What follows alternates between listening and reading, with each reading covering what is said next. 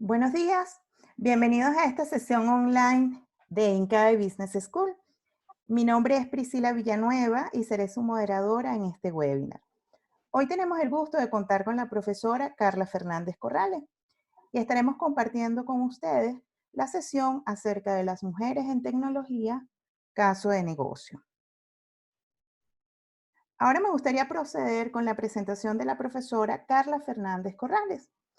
La profesora Carla Fernández Corrales obtuvo su PhD en Administración de Negocios, concentración en Gerencia de Sistemas de Información, minor en Estrategia en la Universidad de Illinois en Urbana-Champaign.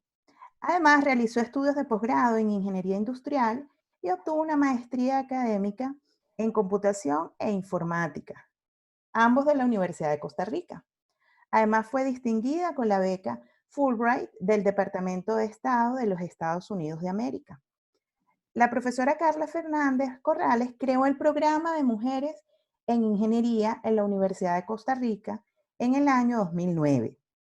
La investigación de la doctora Fernández Corrales se centra en los estudios de los fenómenos de gestión de tecnología mediante métodos de analítica de datos. También le interesan las ciencias sociales computacionales, especialmente los desafíos filosóficos y metodológicos del uso de técnicas de Machine Learning para la inferencia casual. Les recuerdo que al terminar la charla tendremos una sesión de preguntas y respuestas, por lo que les invito a participar activamente. Estaremos activando el chat al finalizar y al abrir la sesión de preguntas y respuestas. Sin más, les dejo con la profesora Carla Fernández Corrales. Adelante, por favor. Muchas gracias, Priscila, y bueno, un gusto estar aquí. Como ven, tengo atrás el campus que me hace falta. En realidad, estoy en mi casa en cuarentena con muchos de ustedes, más que viajé a Estados Unidos hace ya 12 días. Y bueno, pues esto nos ha significado un cambio en nuestros trabajos, en nuestra normalidad, mucha preocupación y demás.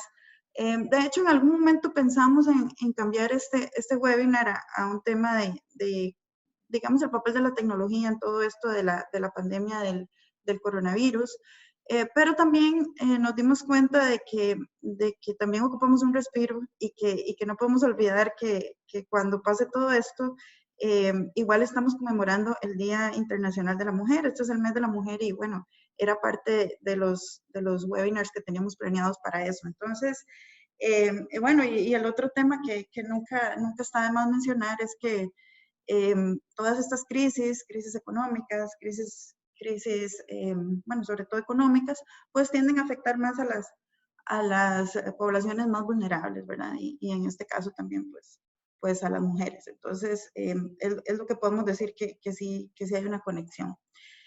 Bueno, sin embargo, en este webinar, pues yo me voy a centrar en el caso de negocio, de por qué tenemos que tener a más mujeres en tecnología.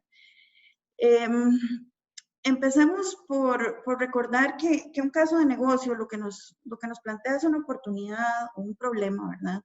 Y una serie de justificaciones de por qué sería bueno dirigir ese problema, resolver ese problema, aprovechar esa oportunidad. Entonces es lo que vamos a tratar de montar hoy, ¿verdad? ¿Por qué es más importante? ¿Por qué es importante que tengamos más mujeres en ingeniería? Entonces empecemos con unos números que posiblemente ustedes ya conocen. Déjenme ver aquí. Ajá. Unos números que posiblemente son los que han dirigido su interés el día de hoy hacia este webinar. Solo el 25% de las mujeres, de las personas en tecnología, son mujeres, ¿verdad? 1 de cada 4. Estamos hablando aquí de tecnología y estos números son de Estados Unidos. Ahora les voy a enseñar números de la región, pero no son tan diferentes, ¿verdad? Solo un 25% de las mujeres deciden estudiar carreras relacionadas con tecnología, ¿verdad? Por ejemplo, ciencias de la computación, informática, este tipo de carreras. No estoy poniendo aquí los números globales de STEM, que incluye ciencias y que incluye ciencias y matemática además, ¿verdad? Sino simplemente tecnología y es 1 de cada 4. Y si nos vamos más arriba, al siguiente nivel, que son los Chief Information Officers, ¿verdad? Las personas que toman las decisiones de tecnología en las compañías, ahí ya cae a un 17%.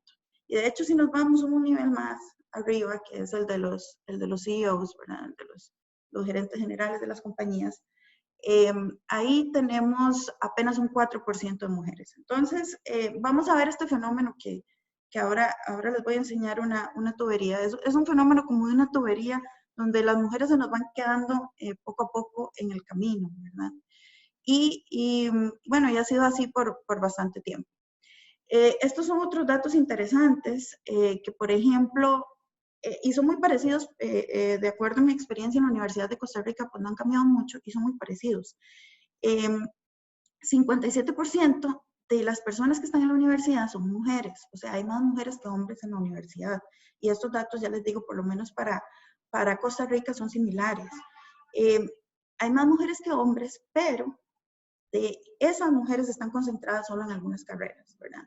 Y en carreras como ciencias de la computación, ingeniería mecánica, ingeniería eléctrica, apenas llegan al 15% o a veces hasta menos, ¿verdad? La carrera con menos mujeres tradicionalmente era ingeniería eléctrica y a veces no llegaban ni al 10%.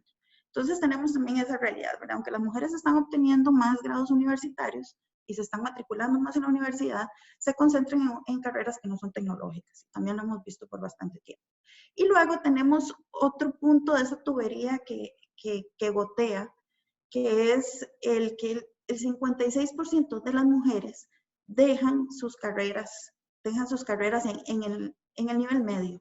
Entonces se pasan a otra carrera. Y lo interesante es que estas mujeres, 50%, dejan la compañía y siguen trabajando en tecnología, pero por ejemplo en una organización no gubernamental, en el gobierno, en sus propios emprendimientos, y 50% se van a otra cosa diferente, ¿verdad?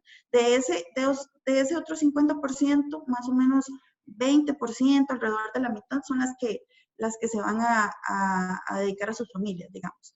Pero la mitad se están yendo a otros lados, aunque siguen trabajando en lo mismo, y muchas se están yendo a otras carreras, ¿verdad? Entonces, también, y es parte de este caso de negocio, tenemos que hacer algo para retenerlas, ¿verdad?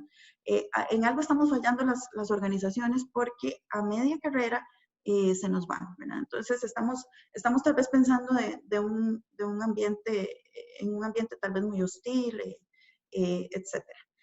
Y luego, vean qué interesante este dato que está aquí abajo, ¿verdad? Que, bueno, que se ha subido, porque la verdad es que ya van bastantes años que hacemos esfuerzos y ya les digo, en Costa Rica yo empecé ese proyecto en el 2009, ¿verdad?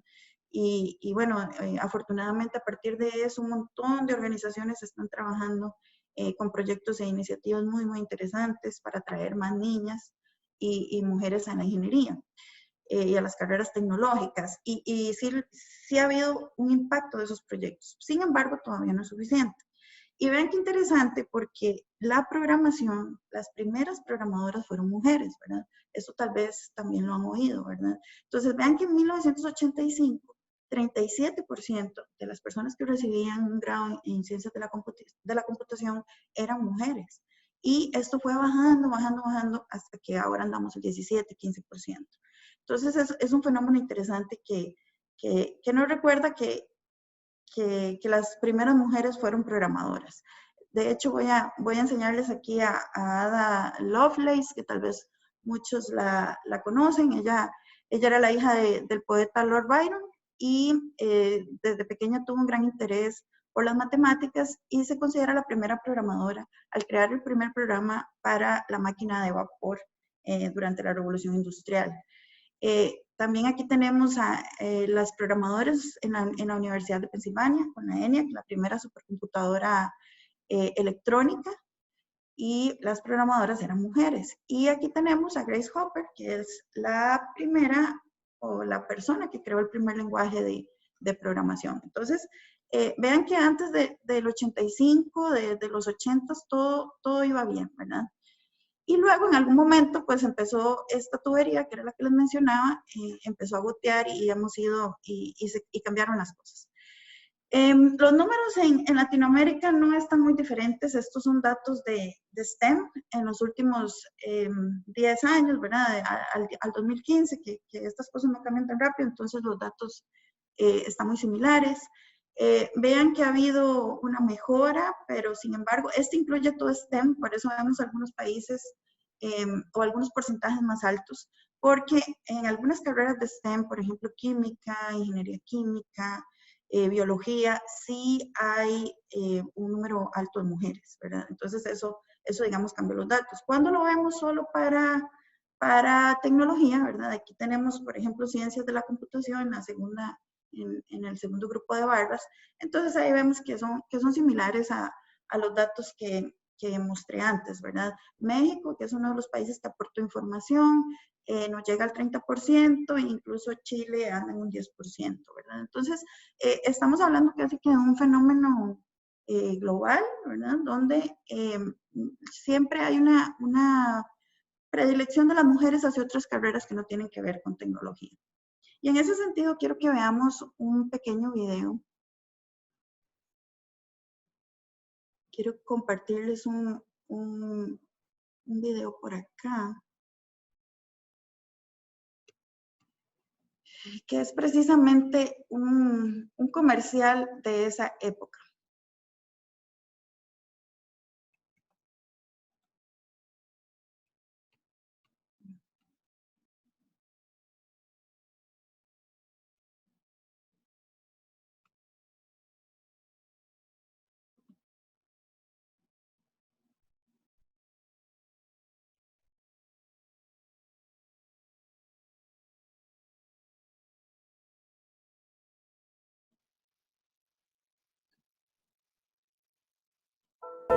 He decided to be an astronaut.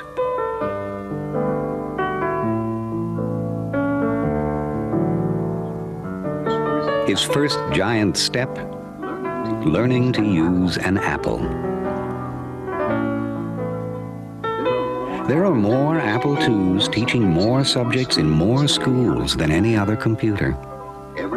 Everything from alphabet lessons for preschool to science programs for graduate school. So whatever Brian wants to be, an Apple personal computer can help him be it. As of this afternoon, that's a marine biologist. The Apple II. There's no telling. Bien, entonces tenemos ese video tan interesante que es uno de los comerciales de Apple de los 80s. Y podemos ver cómo eso fue cambiando la narrativa. En realidad, una de las razones que se han identificado es que a partir de la popularización de las computadoras, se asociaron las computadoras como un juguete para los niños. Igual pasó con los videojuegos. Y a partir de ahí fue que tuvimos ese desplome en la participación de las mujeres en computación. Entonces, es un tema interesante, y de aquí quiero caer a las razones, o sea, ya sabemos los números yo creo que son contundentes, a pesar de nuestros esfuerzos no suben tanto, ¿verdad? Y quiero empezar a caer en las razones de por qué esto pasa. Para terminar el tema de la tubería, vean que muchas veces pensamos que esta tubería empieza a gotear más o menos alrededor de los 11 años. Cuando las niñas, antes de los 11 años, las niñas y los niños muestran el mismo grado de interés en tecnología, incluso en ciencias. Pero a partir de los 11 años empiezan a separarse los intereses. Entonces empezamos a perder a unas, son las primeras que empiezan a gotear. Luego, cuando ya entran a la secundaria, perdemos a otras. Cuando entran a la universidad, terminamos perdiendo a otras. Cuando salen de la universidad, perdemos algunas en el trabajo, perdemos a otras que se van a otro tipo de maestrías, y luego perdemos a otras para llegar al doctorado o para escalar las posiciones altas en las organizaciones. Entonces, es una tubería que no para de gotear y que crea esta gran diferencia que vemos en puestos altos y que vemos también por ejemplo, en profesoras universitarias por el grado de doctorado, que pasa más o menos lo mismo. Entonces, bueno, las razones yo las dividí en tres, me parece. La primera es estereotipos, ¿verdad? No podemos negar que hay anuncios comerciales como el que vimos y en realidad muchísimo de lo que pasa en nuestras casas, muchísimo de lo que pasa en nuestra sociedad está influenciado por estereotipos de género. Y bueno, hay muchísima investigación que soporta esta afirmación, pero quiero centrarme en una que es un constructo muy interesante que se llama la amenaza del estereotipo. La amenaza del estereotipo es este ejercicio, este experimento más bien que vemos en pantalla. Es un experimento muy interesante que hicieron en 1999 y que tiene que ver precisamente con el papel de los estereotipos y cómo los estereotipos pueden realmente cambiar nuestro comportamiento. Entonces, vemos que el experimento que hicieron estos investigadores fue hacer un examen a dos grupos, un examen de matemática. A un grupo le dijeron que existe evidencia científica de que las mujeres son peores en matemática que los hombres. Es el grupo de las primeras dos barras que ustedes ven en ese diagrama. Entonces les dijeron que las mujeres son peores en matemática, que los cerebros son diferentes, etcétera, etcétera, y que por lo tanto su desempeño es peor. Al segundo grupo no le dijeron nada y vean las diferencias en desempeño, ¿verdad? Entonces, este es un experimento muy famoso y la amenaza del estereotipo, lo que se conoce como amenaza del estereotipo es cuando yo tengo miedo de efectivamente hacer cumplir el estereotipo que hay sobre mi género, ¿verdad? Y les pongo un ejemplo. Yo en realidad no manejo muy bien. A mí en realidad me cuesta parquear. O sea, yo soy una mujer que soy muy buena en matemáticas, pero me cuesta parquear. Y esa parte del estereotipo, digamos que sí la cumplo. Entonces, obviamente, si yo voy a parquear en un lugar muy difícil y hay alguien viéndome, o tengo un pasajero, o hay alguien ahí cerca, pues el miedo a cumplir ese estereotipo de que las mujeres no manejamos bien y que no parqueamos bien, me hace por lo tanto parquear peor, ¿verdad? Porque me da más miedo y todo. Posiblemente si estoy sola, parqueo tranquilamente, pero ya todo el hecho de saber que no tengo tanta habilidad espacial, digamos, y que eso se espera de mi género, ¿verdad? Más yo creo que todas las mujeres que estamos aquí hoy, que son muchas por lo que veo, hemos vivido pues ese tipo de insultos y ese tipo digamos, de actitudes de la sociedad que van alimentando estos estereotipos, ¿verdad? Entonces, eso hace que el miedo a cumplir con el estereotipo afecte mi desempeño. Entonces, es una realidad y quiero que recuerden este concepto porque parte de lo que podemos hacer dentro de las organizaciones es atacar este tipo de cosas, ¿verdad? Es tratar de no tener catalizadores de la amenaza del estereotipo en nuestros procesos, ¿verdad? Y luego, bueno, dentro de este tema podemos hablar muchísimo, porque hay muchísima investigación, por ejemplo, de las microinequidades, digamos, que también en algún momento se han llamado como micromachismos, que es el tema del mansplaining. Por suerte, yo siento que ya estas cosas son cada día más digamos, parte del lenguaje común de la gente, sobre todo de las mujeres jóvenes. Me gusta verlas que están familiarizadas con este concepto, que lo identifican, ¿verdad? El mansplaining, y a mí también me ha pasado, o sea, literalmente alguien viene y me empieza a explicar un tema, o sea, un tema en el que yo literalmente tengo un doctorado, ¿verdad? ¿Por qué? Porque esta persona está asumiendo que yo, por ser mujer, no soy de tecnología, ¿verdad? Entonces, esto se da mucho. Y algo que digamos, todo lo que leí en preparación para esta charla, ¿verdad? Que fue, digamos, como una actualización de estos temas. Algo que me pareció muy interesante en alguna de las fuentes fue y que para mí no era así cuando estaba joven, es que la mayoría de la gente y nosotros mismas y nosotros mismos, pues cuando caemos en estos estereotipos y en estos micromachismos, digamos, no lo hacemos con mala intención. Y ese es un tema muy interesante. Pues habrá uno que otro que sí lo hará con mala intención, ¿verdad? Y por ahí me los he topado también. Pero la gran mayoría no lo hacemos con mala intención, sino que son códigos sociales que están ya totalmente, digamos, codificados, grabados en nuestros comportamientos, ¿verdad? Entonces, de ahí que es muy importante que parte de lo que vamos a hablar más adelante es identificar estos estereotipos, ¿verdad? Y saber, porque el papel del estereotipo es bastante fuerte. Por ejemplo, si yo siento que como mujer tengo que tener una vida social, o sea, que me tienen que importar las personas. O sea, hay partes del estereotipo que también moldean nuestro comportamiento, ¿verdad? Y que no necesariamente son cosas malas, ¿verdad? O sea, si yo como mujer siento que quiero ayudar, que quiero tener un impacto en la sociedad, por ejemplo, y si por otro lado, este tipo de carreras se me están vendiendo como algo que es para gente que es incapaz socialmente o que es como un geek, que no se relaciona con nadie, pues entonces yo voy a sentir obviamente que no pertenezco ahí. Entonces ese es el problema es el problema de los estereotipos, ¿verdad? Que de una u otra forma van a condicionar mi comportamiento y en este sentido voy a sentir una incongruencia entre lo que yo quiero hacer y puede ser que lo quiera hacer o que la sociedad me ha enseñado que lo haga, cualquiera de las dos, y lo que supuestamente se hace en estas carreras, ¿verdad? Entonces, el tema de los estereotipos va por ahí y es muy interesante porque realmente condiciona nuestro comportamiento. Siguiente tema es la autopercepción, que más bien ahí es un 2. La autopercepción es cómo las mujeres nos vemos a nosotras mismas. Y en esto hay muchísima investigación. De hecho, aquí les puse, bueno, antes de volverme al síndrome del impostor, aquí le puse como le llamamos un poco al síndrome del impostor o al opuesto en investigación.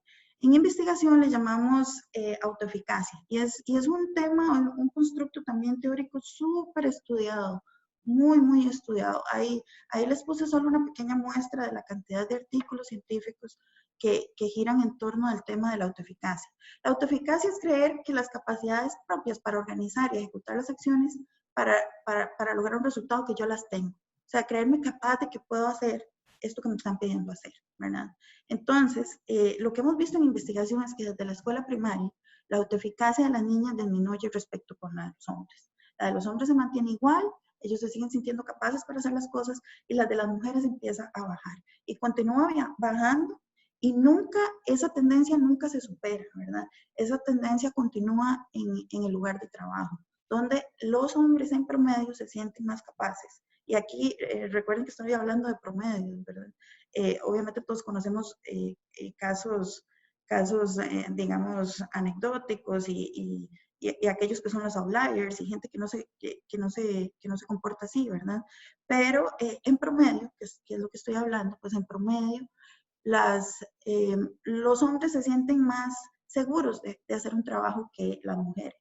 Y además, los éxitos de las mujeres, tanto por ellas mismas, pero también por los demás, no son comúnmente atribuidos a ellas. O sea, cuando una mujer es exitosa, hay una tendencia, y esto está demostrado en investigación, a que los demás y ellas mismas consideren que fueron por otras razones, ¿verdad? Que su éxito se debió a factores ambientales, a factores de suerte, a factores de apoyo de otros, etc.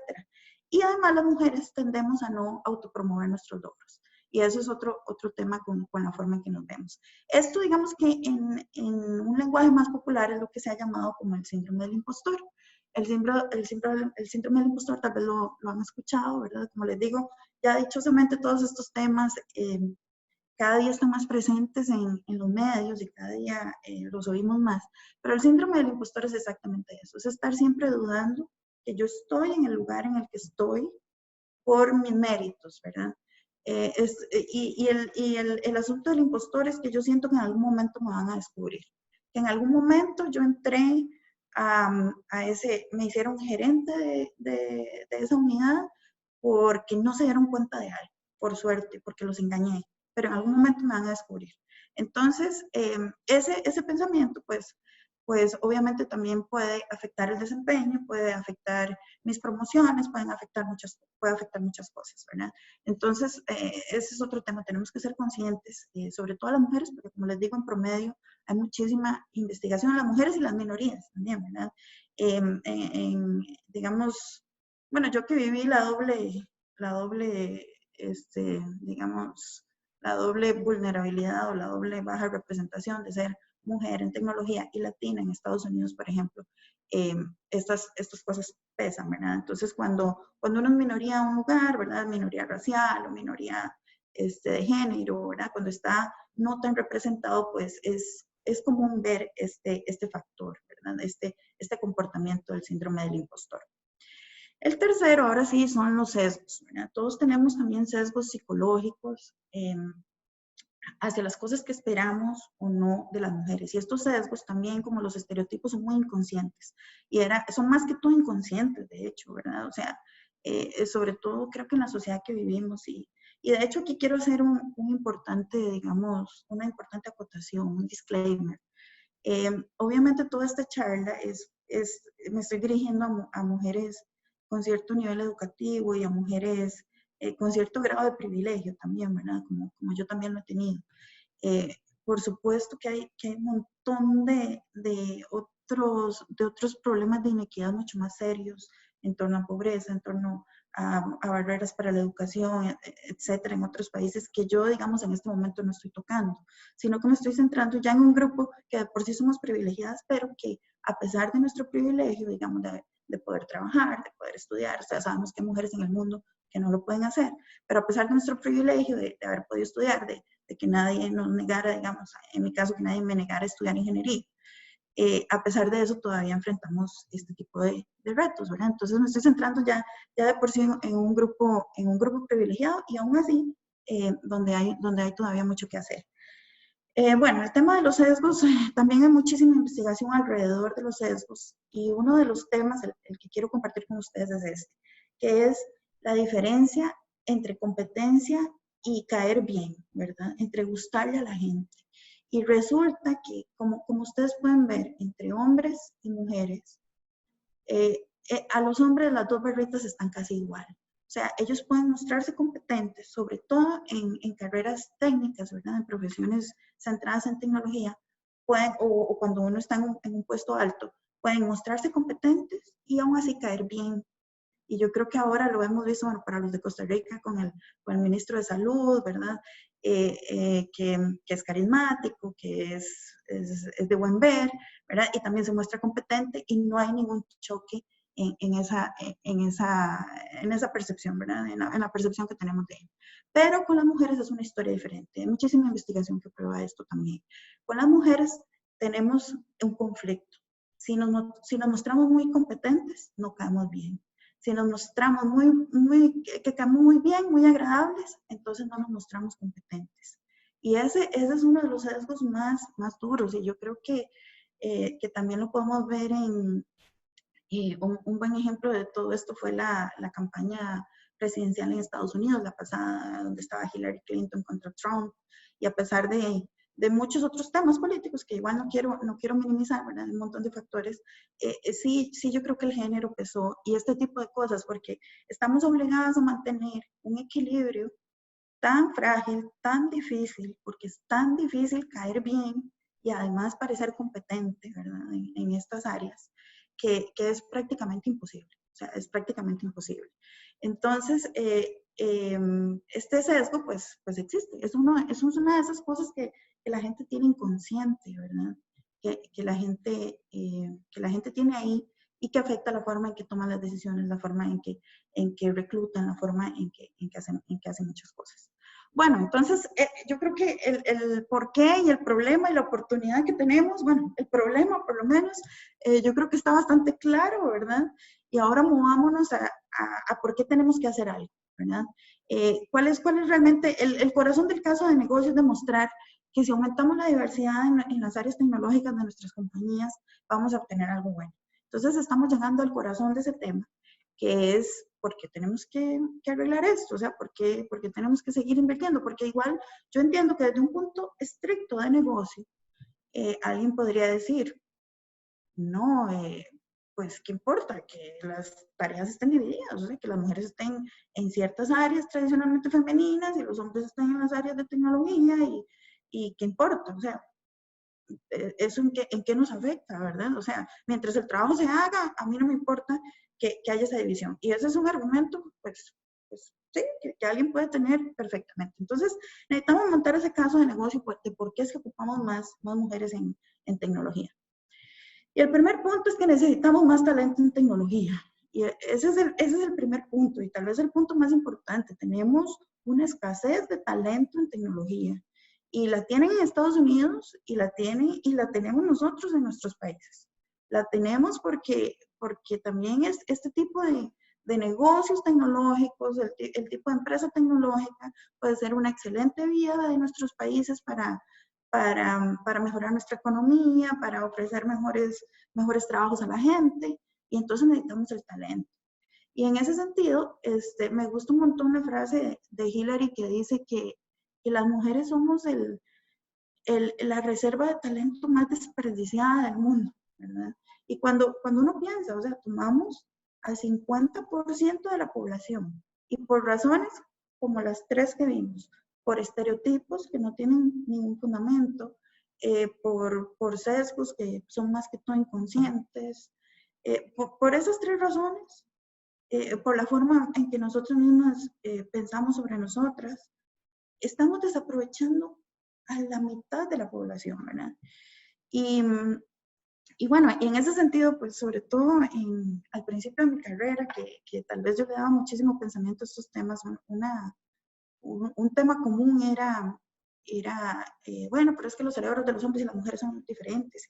Y yo creo que ese argumento pues está bien descartado en el sentido de que hay bastante evidencia que dice que las diferencias dentro, digamos, de hombres son más amplias que entre hombres y mujeres, ¿verdad? O sea, digamos que sí hay cierta evidencia de decir que los extremos están dentro de los hombres. Digamos que la gente de coeficientes más increíblemente altos y la gente de coeficientes más increíblemente bajos dentro del rango digamos, de lo esperado, son hombres, ¿verdad? Pero yo no necesito un coeficiente como el de Einstein para estudiar ingeniería, ¿verdad? Entonces, en el otro nivel, hay más diferencias en esa curva de los hombres que entre hombres y mujeres. Entonces, digamos que ahí se cae un poco el argumento de que obvio que sí hay diferencias, pero no que esas diferencias vayan a condicionar nuestro desempeño. Entonces, estamos cayendo en un tema de que estamos desperdiciando todo eso, cuando sabemos que la innovación técnica va a jugar un rol crítico, lo estamos viendo, ¿verdad? Yo creo que toda esta crisis de la pandemia nos ha ayudado precisamente a ver que la tecnología tiene un papel muy importante, que la flexibilidad organizacional tiene un papel muy importante, y que las empresas que están listas les está yendo mejor que las empresas que no estaban listas para esto, ¿verdad?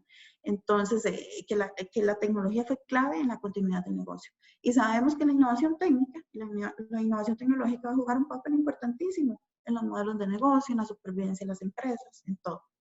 Y sin embargo, pues, ¿de dónde vamos a sacar esa gente? Y sin embargo, seguimos desperdiciando por estas razones a una fuente de recursos, de talento que está ahí y que es muy importante, ¿verdad?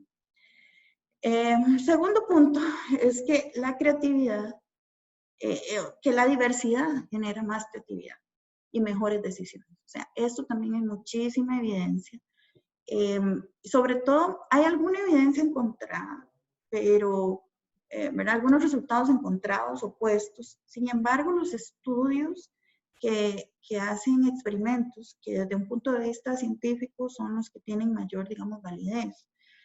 La mayoría de estudios experimentales, los que hacen experimentos con personas, llegan a este resultado. La diversidad produce mejores decisiones, mejor desempeño, más creatividad, más innovación, ¿verdad? Entonces, hay bastante literatura al respecto. Entonces, si queremos, y volvemos a lo mismo, vean lo que está pasando ahora con las empresas que han tenido que flexibilizarse, que han tenido que responder rápido, que han tenido que responder a problemas nunca vistos de una forma creativa.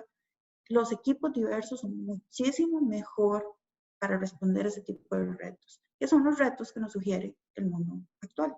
Entonces, pues nos iría mucho mejor con un equipo diverso, con gente aumentando la diversidad lo más posible en nuestras organizaciones. Y el último tema, el tercer tema, que en realidad son 4, el tercer tema que tiene que ver con nuestro caso de negocio, es que podemos mejorar nuestra perspectiva del consumidor. O sea, ahora, ustedes saben que estamos cayendo en un mundo donde queremos todo personalizado, donde las empresas que realmente otorguen valor, ese tipo, una propuesta de valor que sea muy personalizada, que escuche mucho a los usuarios, ¿verdad? Van a ser las que logren sobrevivir. Y dentro de eso tenemos este dato. Las mujeres influencian el 80% de las decisiones de compra. Sin embargo, 90% de los productos tecnológicos son diseñados por hombres, ¿verdad? Entonces, estamos hablando de que son equipos, ya vimos los números, ¿verdad? Equipos, organizaciones enteras donde en la parte tecnológica hay 15, 20% mujeres.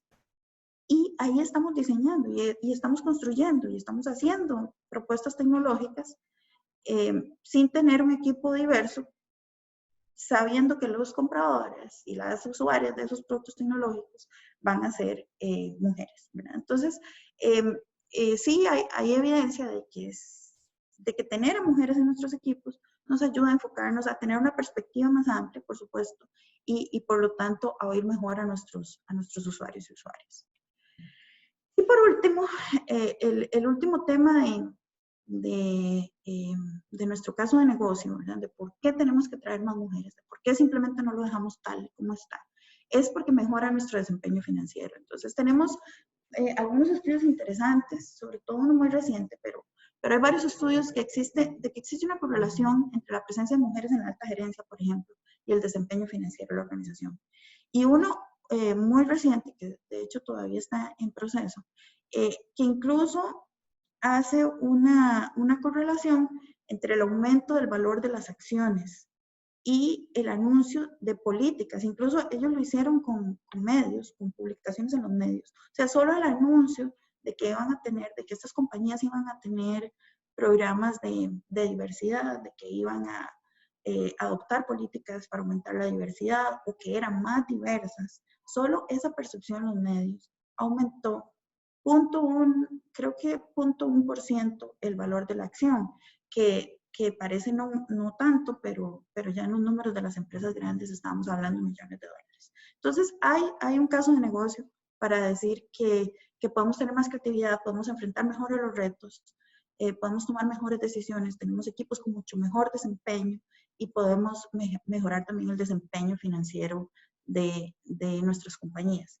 Además, algo que no les mencioné en el primer punto es que reclutar en esta área es sumamente caro, precisamente por la escasez de talento que hay. Entonces, es carísimo empezar a reclutar gente en estas áreas. Y si además no retenemos a los que tenemos, ¿verdad? Si además volvemos al dato inicial de que las mujeres se nos van, entonces tenemos un gran problema, ¿verdad? Bueno, entonces, ¿qué podemos hacer? Hay varias cosas que podemos hacer. La primera es esto que es, hay dos formas de abordar y dos formas de pensar. Es un mindset. Una es el mindset fijo, ¿verdad? Que es el que está ahí a la derecha, y el mindset de crecimiento. Entonces, una forma de enfrentar los estereotipos y una forma de enfrentar los sesgos es abandonar el mindset fijo. El mindset fijo es cuando uno dice, yo ya nací con una habilidad para la matemática y se acabó. O como yo les dije ahora, ya nací con una mala habilidad espacial y ya. Ese es un mindset fijo. De hecho, a mí esta parte me cuesta mucho, de hecho.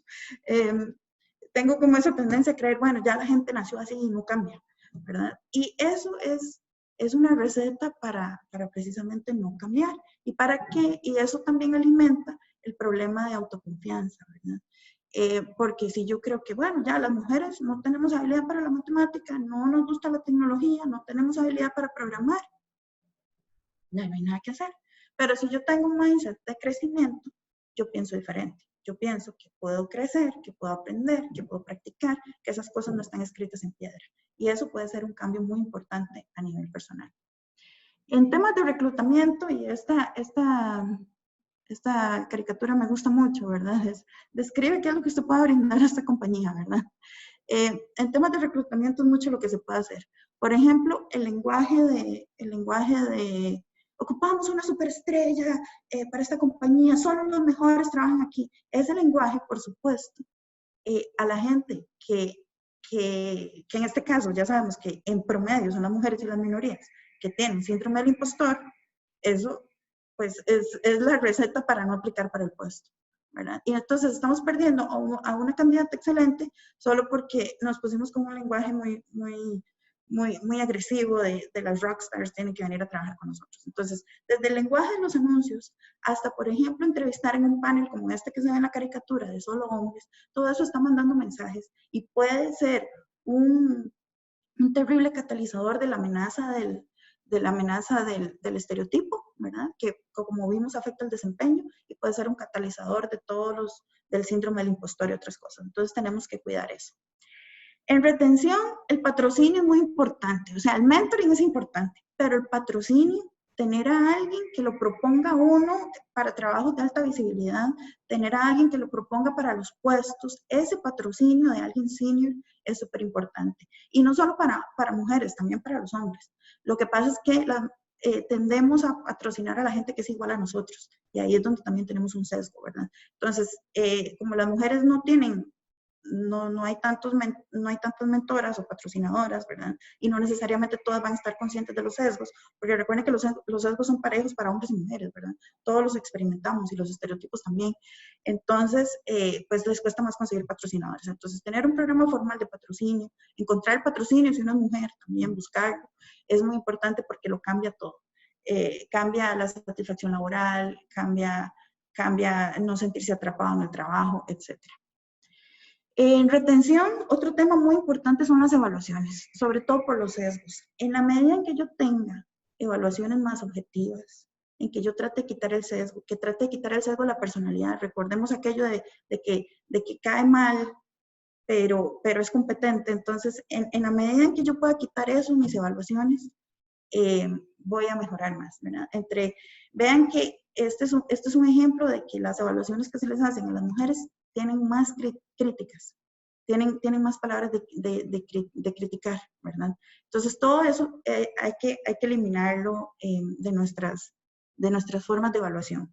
Otro tema que pasa mucho, y pasa mucho cuando uno es la única mujer en tecnología, cuando uno es la única mujer profesora, cuando uno es la única mujer gerente, es que, digamos que uno siente directa o indirectamente, igual, por ejemplo, en mi caso, a mí me gusta porque a mí me interesan mucho estos temas, entonces uno empieza a participar en un montón de cosas, como yo estar dando este seminario aquí, ¿verdad? Entonces, yo estoy dando este seminario que es sobre este tema, que me apasiona y que lo he vivido en carne propia y todo, y que es importante, y tal vez no estoy haciendo otras cosas por las que me van a evaluar. Entonces, eso las organizaciones tienen que controlarlo. Yo tengo que tener incentivos. Si yo quiero que la gente hable de estos temas y quiero ayudar a las minorías a que sean abanderados de esos temas, entonces tengo que darles incentivos. No puedo doble castigarlos, ¿verdad? Son minorías, ellos trabajan estos temas y los otros que no están en estos temas son los que usan ese tiempo para avanzar en el trabajo. Entonces, todas esas cosas tengo que controlarlas. Muy importante en retención, es un tema que también se ha hablado mucho, por eso no lo toqué tanto, del balance trabajo-familia. Pero vean qué interesante esto. En realidad, ser un buen papá, tener un matrimonio exitoso, tener también una carrera, o sea, en hombres y mujeres no difiere tanto. Vean que no difiere y vean que todo el mundo prefiere ser buen papá y tener un matrimonio exitoso incluso que tener una buena carrera, ¿verdad?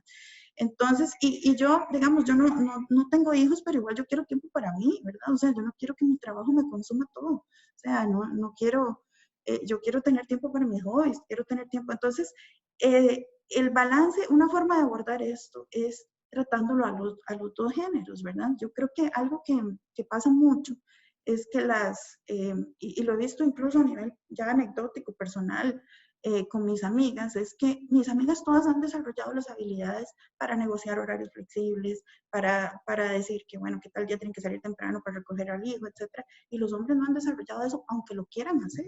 O sea, para los hombres es hasta humillante ir a pedir esa flexibilidad para ir a recoger al niño temprano o ese tipo de cosas, y necesitamos que los hombres lo empiecen a pedir, precisamente porque a todos nos interesa, y esa es la maravilla tal vez de nuestro tiempo, que ya va haciendo algo que nos damos cuenta que los hombres también están perdiendo con esto, y que a todos nos interesa.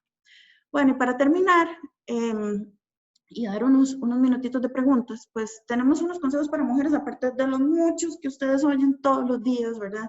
Dice Gloria Steinem, una de mis feministas favoritas, que hemos tenido el coraje de criar a las mujeres como criábamos a los hombres. Entonces, desde que uno está pequeño, incluso yo, que no soy tan mayor, pero ya mi mamá, ¿verdad?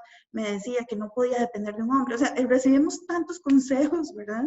Que es abrumador, y yo creo que por eso cada vez peleamos más por lo que nos toca. Pero no hemos tenido, dice Gloria Steinem, el coraje de criar a los hombres como criábamos a las mujeres. O sea, no hemos desarrollado la empatía, el amor, este tipo, la ternura, como decía que el ministro de Educación que se tuvo que ir, etcétera. No hemos desarrollado esas cosas en los hombres.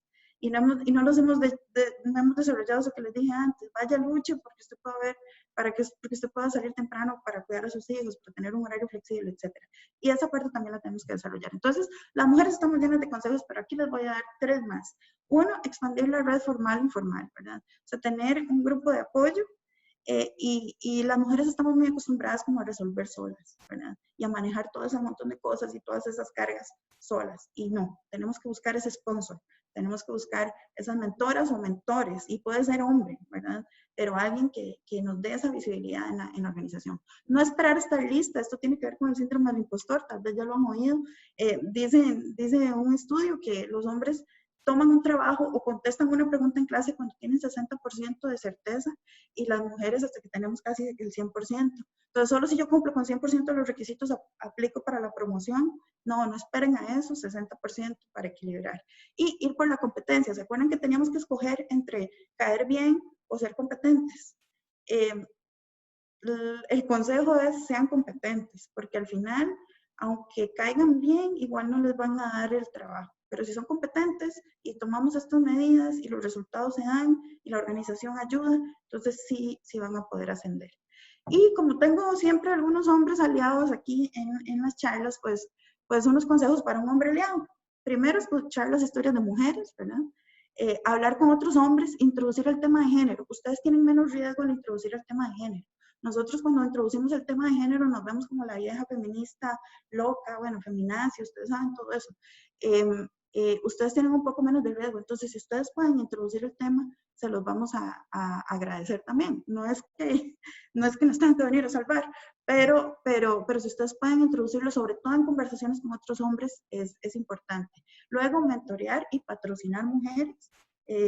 No patrocinen solo gente que es igual a ustedes, patrocinen gente que es diferente, aumentar la visibilidad de las mujeres, reconocerlas por sus logros, darles trabajos importantes, darles responsabilidades, seguir estrategias de balance de vida personal y trabajo, lo que les decía, luchen ustedes también por tener ese balance, y noten los sesgos, ¿verdad? Y hay una herramienta de Harvard que es sobre Implicit, creo que la página web es Implicit Harvard, y ahí pueden hacer un test para que vean sus sesgos, los que no lo hayan hecho, sus sesgos de cómo asocian ciertas palabras con cierto género y demás, incluso está en español. Bueno, y para terminar, pues aquí tenemos unos recursos de donde tomé la mayoría. Yo creo que son unas instituciones increíbles donde pueden acceder y encontrar muchísimos otros recursos sobre el tema, y muchas de las cosas, ellos ya han compilado mucha de la investigación que hay alrededor de estos temas, y bueno, ahí se los dejo por si quieren aprender un poco más. Muchas gracias, y Priscila, abrimos a algunas preguntas en estos 13 minutos que nos quedan. Muchísimas gracias, profesora. Excelente. Vamos a proceder en este momento a abrir una encuesta. Si ustedes desean recibir alguna asesoría personalizada para su desarrollo profesional, pues estamos a la orden, y para eso es la encuesta. Vamos a dar un minuto para responder, y adicionalmente vamos a estar dando acceso al chat para que puedan hacer sus preguntas y sus comentarios. También en la sección de Q&A pueden escribir sus preguntas para proceder a dar oportunidades a responderlas. Muchas gracias por su participación. Ya tenemos varias personas que han venido contestando la encuesta. Vamos a dar unos 30 segundos más.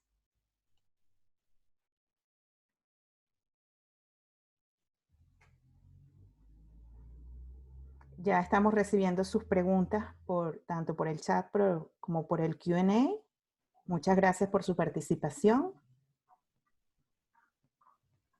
Bueno, aquí hay una pregunta que voy a ir contestando. ¿A qué se debe que el alto desempeño financiero de la empresa sea mayor en presencia de mujeres gerentes? Bueno, como muchos fenómenos en ciencias sociales puede ser una combinación de factores, ¿verdad? Siendo uno esto de la creatividad, o sea, una combinación también de los otros, ¿verdad? En realidad los fenómenos de ciencias sociales siempre son multifactoriales, ¿verdad? Entonces, si aumenta la creatividad, aumenta nuestro conocimiento del consumidor. Aparte de que también está muy documentado que las mujeres tenemos ciertas diferencias en nuestros estilos de liderazgo, entonces eso termina mejorando la satisfacción laboral mejora las ventas y así, ¿verdad? Entonces eso es una cadena multifactorial. Nos dice Mía que desde jóvenes no tienen acceso. ¿Cómo logran acceder? Ah, perfecto, sí. Yo me centré ya en la gente grande, en cómo retener a estas 30%, 25%, 15% que tomaron la decisión. Pero hay que trabajar muchísimo con las niñas y hay que trabajar para que podamos tener más.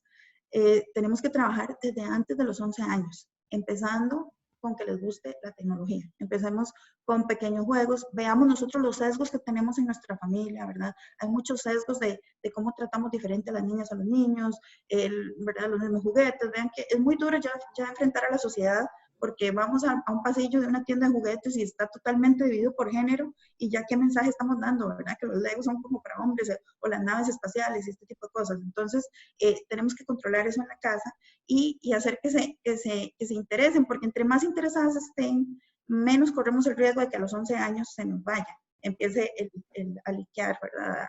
A gotear la tubería. Esto no me acuerdo bien el artículo y no creo que no sé si es evidencia empírica o es anecdótico, que dicen que los 11 años es porque es donde empiezan a interesarse en los niños. Entonces vean que también tenemos que trabajar con los hombres, ¿verdad? Para que no se sientan amenazados por una chica que es más inteligente que ellos. Son muchísimos factores que podemos trabajar con niños y niñas y en estas páginas pueden conseguir muchas cosas también para niñas y niños. El cerebro femenino, como tiene múltiples inteligencias, significa que puede administrar diversas áreas de la empresa. Yo creo que lo del multitasking y lo de las múltiples inteligencias no está probado científicamente. Y creo que, como les dije antes, en todo caso, las diferencias que hay entre el cerebro no es, muchas son también culturales, o sea, lo que percibimos como diferencias de cerebro son culturales, por el tipo de juegos que hacemos cuando niñas, por el tener que manejar todas estas cosas, llevar las cosas de la casa en la mente y todo. Entonces, más bien a veces es que nos encontramos, nuestro comportamiento no es algo que venga ahí grabado, ¿verdad? Entonces, en todo caso, recuerden que para enfrentar muchas de estas cosas es pensar que todo puede cambiar, es el mindset de crecimiento, ¿verdad? De que no tenemos múltiples inteligencias, o sea, aplica para un lado y para el otro. No somos tan multitasking y tampoco es que somos tan malos en matemáticas. Los hombres pueden aprender a hacer varias cosas a la vez y nosotros podemos mejorar nuestra habilidad espacial. Déjenme ver aquí que había una que me pareció interesante. ¿Cómo mejorar el síndrome del impostor? El síndrome del impostor, primero como jefes y como personas en una posición que ya hemos logrado sortear todo esto, tenemos que ayudar a la gente que viene, ¿verdad? Entonces, lo primero, creo que una vez leí en una universidad, porque es muy normal en los programas doctorales, lo primero es que ustedes les digan, y creo que a mí mi advisor incluso me lo dijo, mi advisor ha sido uno de mis grandes patrocinadores en la vida, y yo he tenido esa suerte, he tenido patrocinadores y patrocinadoras muy, muy buenas. Mi supervisor en la tesis me dijo, usted no está aquí por casualidad, o sea, nosotros tenemos tenemos toda la vida de escoger candidatos para que estudien doctorados. Escogemos uno cada 2 años.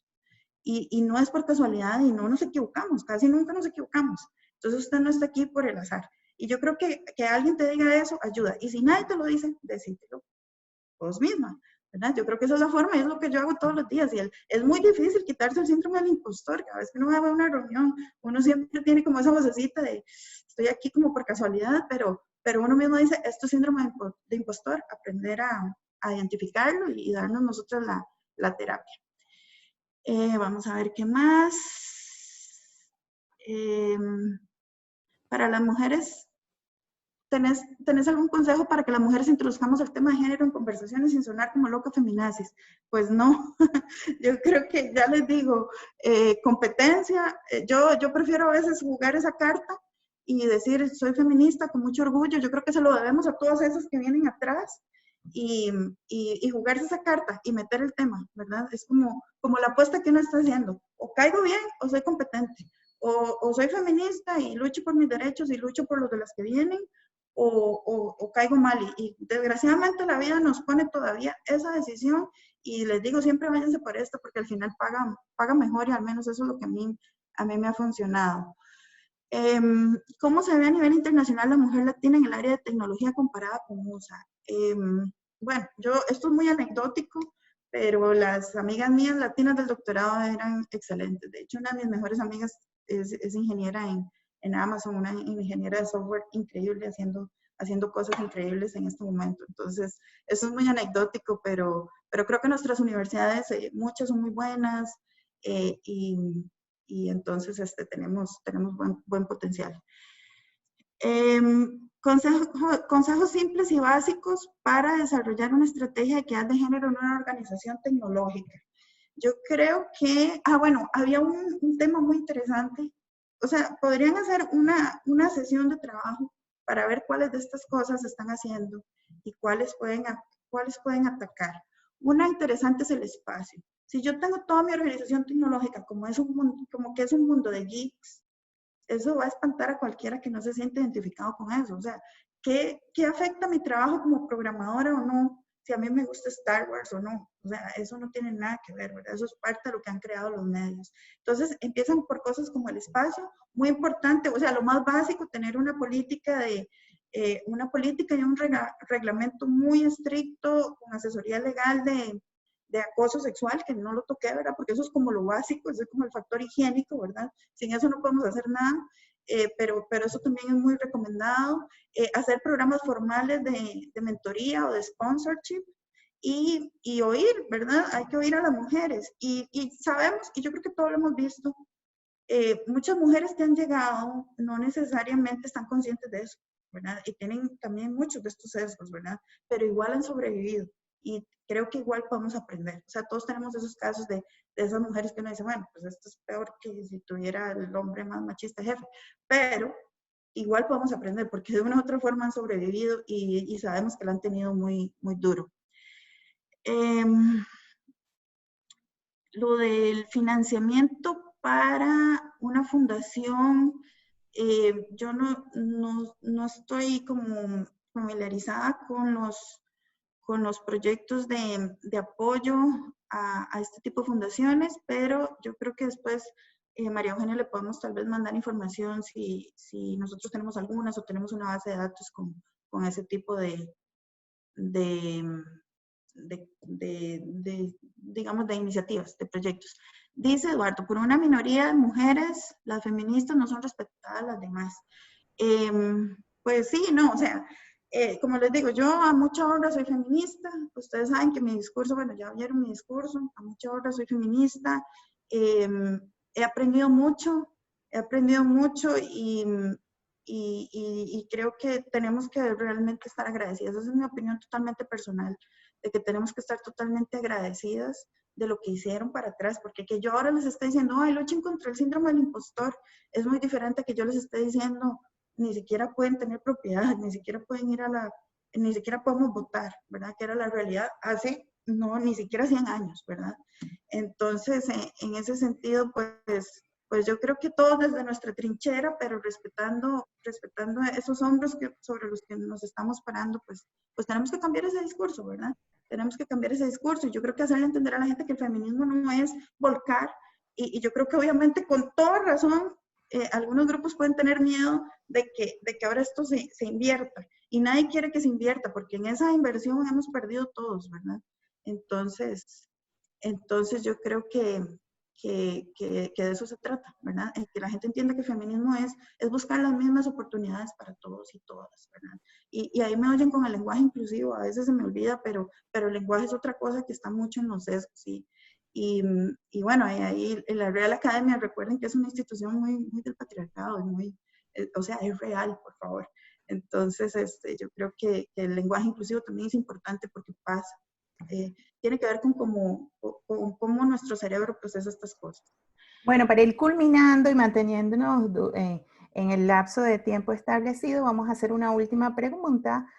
Profesora, Aaron Ruiz nos pregunta, ¿cómo el gobierno puede impulsar la mayor presencia de las mujeres en la tecnología? Políticas, directivas. Bueno, yo creo en las acciones afirmativas y es algo que también se puede hacer. Y yo como mujer en la ingeniería, yo no siento que a mí me estén regalando nada. Si a mí me dan un puesto en una junta directiva por ser mujer, ¿verdad? Que es uno de los problemas que uno siente. Uno siente, es por ser mujer y qué vergüenza, yo quiero ganármelo. Eso es algo que llamamos el falso paradigma de la meritocracia.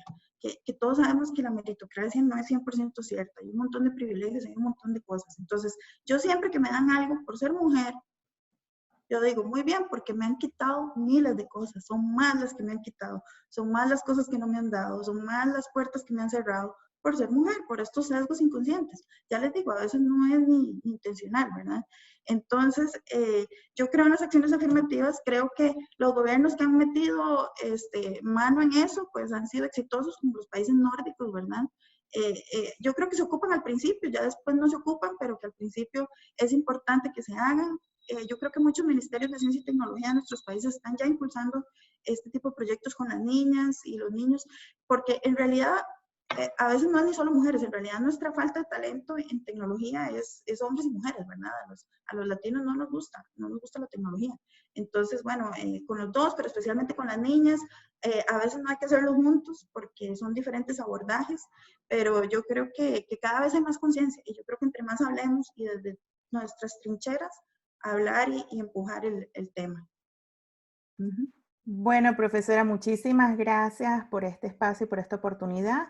Le agradecemos muchísimo a todos los participantes por haber participado de manera muy activa y con esto damos por culminada la sesión online. Que tengan un feliz día. Gracias, hasta luego. Gracias por acompañarme.